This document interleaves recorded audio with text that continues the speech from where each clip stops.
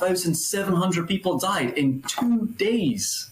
What here? People died across.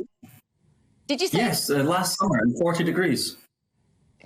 How many people did you say died? We just had a few sound issues there. In the UK, you're attributing how many deaths to climate change over a couple of days? During our 40-degree heat wave last summer, 1,700 people died. Where did you get that figure from? Well, where did you get that figure from?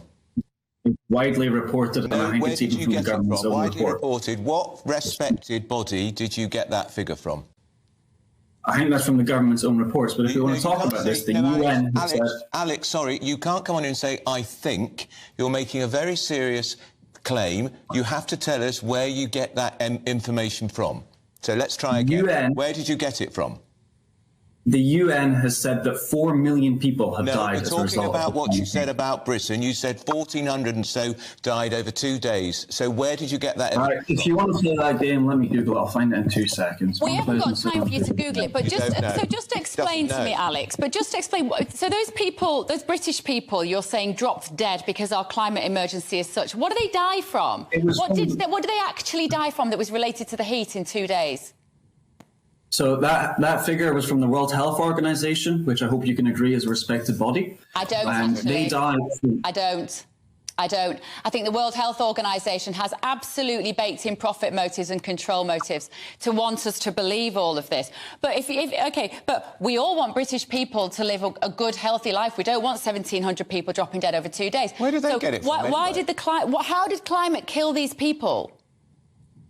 Okay, so there's a variety of different factors, right? In this case, it was because of the extreme heats. People died from heat stroke.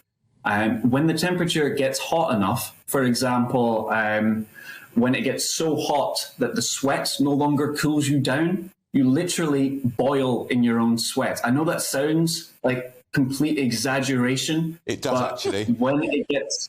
I'm afraid it does sound like exaggeration. I've never heard of anybody boiling exaggeration to say that people die in fires. I've never heard of anybody boiling in their own sweat. What, boiling to death? If there's a wildfire, people die from it. If there's a flood, people die from it. If there's a hurricane, people die. How long do you have to boil for before you die? This shouldn't be so funny. Listen, what we're finding... People are dying and you're literally laughing. Well, because you're making silly claims. Boiling to death. Listen, claims to say that the climate crisis causes wildfires. If there are elderly people who might be vulnerable in the very, very hot weather, and I agree with you on that, then those care homes, the hospitals might be looking after those people, have a responsibility to keep those people cool and to provide air conditioning. Do you think you boil to death as long as you boil an egg? But, I'm sorry, listen, Alex, I think I think you need to, if you don't mind me saying, Alex, I think you need to grow up a bit, actually, because this is ridiculous. Oh, really? Really? Alex, okay, well, I appreciate your opinion, but literally 10 million people could not leave their home in New York for several days. And now people are boiling to death in their sweat. They're boiling to death. Perhaps they should put more deodorant on. Alex, I can't. I'm sorry. I'm trying to have a grown-up conversation with you.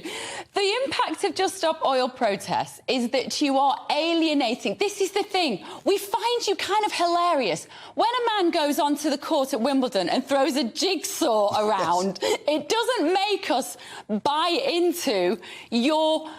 perhaps well-intentioned ambition to save the planet. You're losing the room, mate. It's not an opinion to say that the climate crisis is killing people. I can't believe I'm having this conversation. Alex, why a jigsaw? I don't think I've ever seen a jigsaw gaily distributed around a tennis lawn in a high-profile climate change protest captured on TV.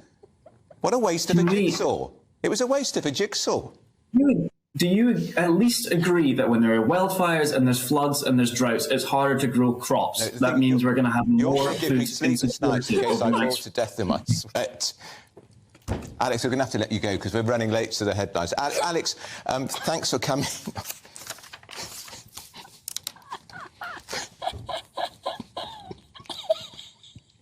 We've got to go to the news.